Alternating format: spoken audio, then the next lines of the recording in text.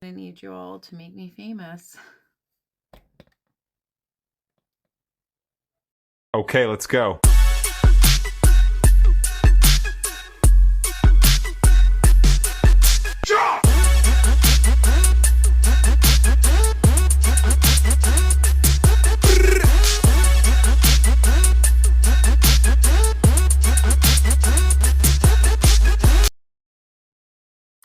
Hey, y'all, and welcome back to Let's Crash Out. So, I really had to force myself to record today because I was actually supposed to be visiting my best friend in Rhode Island this weekend because we had a hunch like 6 months ago, or she won't admit it, but I had a hunch 6 months ago that Taylor would be getting married on the 13th and that it was going to be at the venue next to Holiday House. But then the universe was like, no, you're not going to take this trip.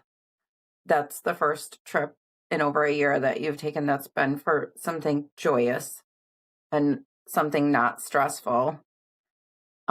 Because my oldest, Julian, started showing like signs of like just last weekend he was not himself at all. So I spent 5 hours at the emergency vet on Monday. Well, at urgent care, not at the emergency vet.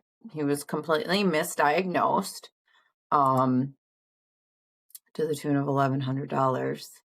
And then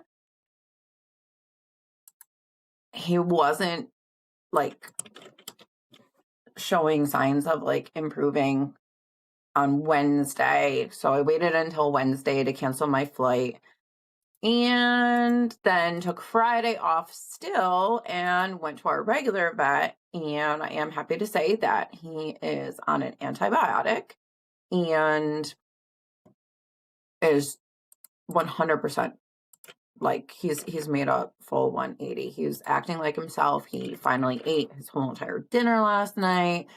Came upstairs, slept in my husband's laundry basket. That's where this cat likes to sleep. He was downstairs all day long, so fingers crossed. We still have a couple more days of antibiotic, but I was going to record with my best friend an entire like montage of crashing out about Taylor. So that's going to have to be postponed. We're still trying to figure out dates that we can correlate later this summer. So I was looking through part of what I did when I first started like really truly deciding that I was going to start a podcast was I have a bunch of notes in my phone of different things to crash out about.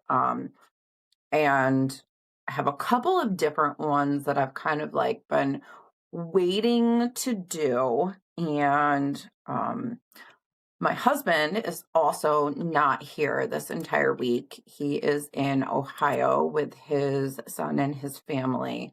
So I think it's time to crash out about overstimulated partners. And full disclosure, I am the overstimulated partner. It is me. Hi, I'm the problem.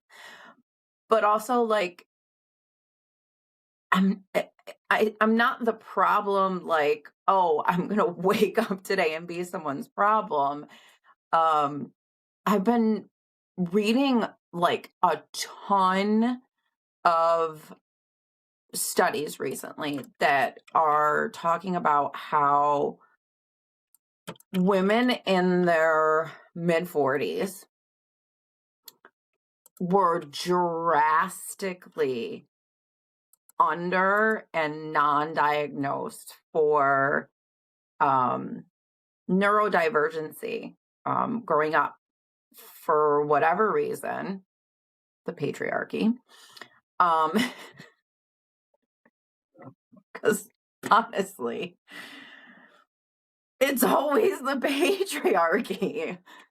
Um, Doctors in the 70s and 80s were only focused on, like, studying, like, neurodivergency and, um, ADHD and autism in males.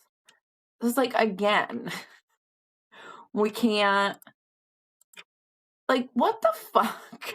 Like, guys, what the fuck? Seriously. Like, this is ridiculous. So,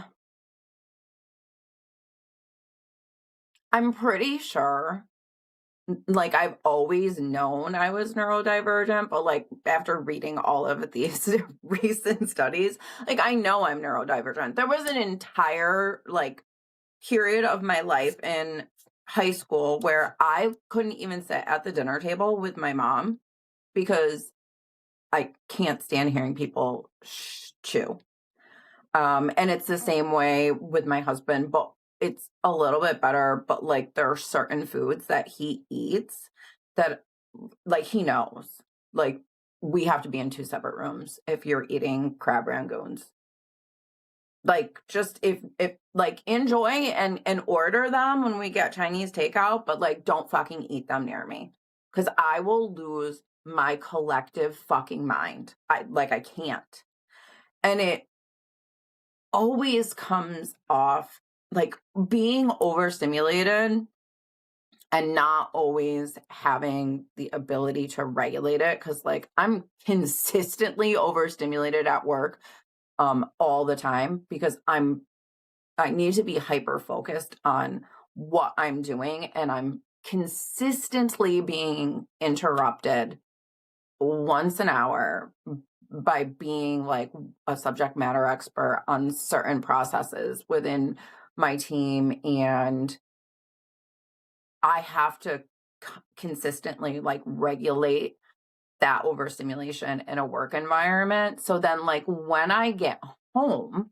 after doing that, basically from when I leave my house, get out on the road with these people that are trying to kill me.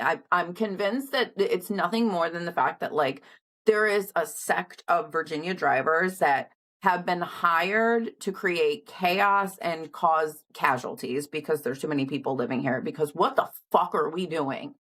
So it's like I'm consistently from the minute I leave my HOA, I turn out onto a main road until the minute I turn into my parking space, having to self-regulate overstimulation. So we're talking from like 6:45 in the morning until 4:45 p.m., 5 days a week. So it's like I come home, probably do a bunch of things around the house that my husband should have done but didn't.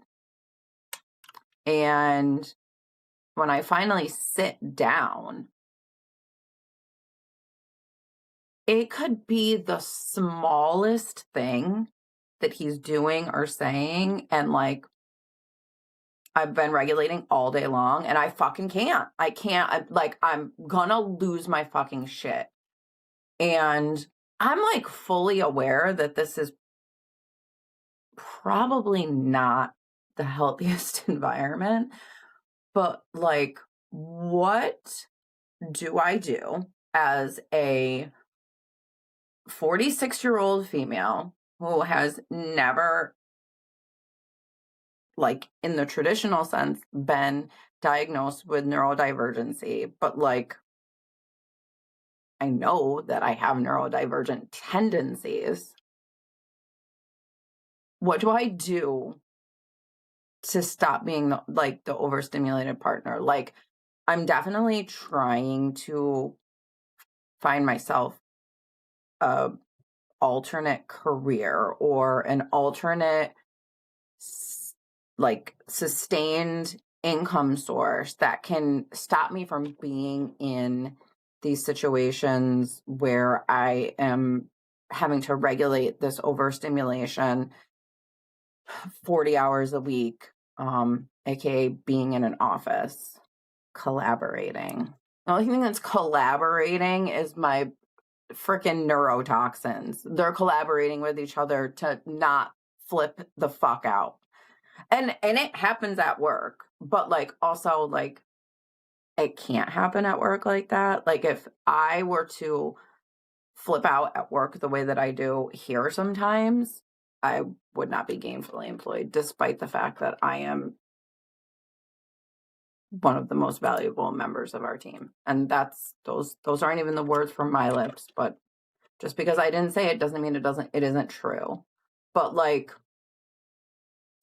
is anyone else finding like that is in this age range? So elder millennial, Gen X, Zennials, females, are you finding that you had testing done when you were younger, nothing came up, and then like now that you're in like perimenopause or maybe early menopause, that you're like, yeah, I think I might be neurodivergent. I might be on the spectrum somewhere, and like this went completely undiagnosed. And what are you doing about it? Like, where do I go from here? What's the course of action? Can anyone help me? Because like obviously I can't just I'm doing what I can to try to avoid having to be in a constant state of regulating my overstimulation 40 hours per week. But outside of that, like what can I do to not want to rip my husband's head off when he asks me a simple question because I just can't? What are you doing? Please help. That's it for this week's Crash Out. The good news is I'm all by myself in the house this week. So I will not be overstimulated when I come home. And I love that for me. All right. Please do not forget to like, subscribe, and share, because this is one of the things I'm trying to do so that I don't have to be regulating my overstimulation in an office 40 hours per week. Please. Thank you.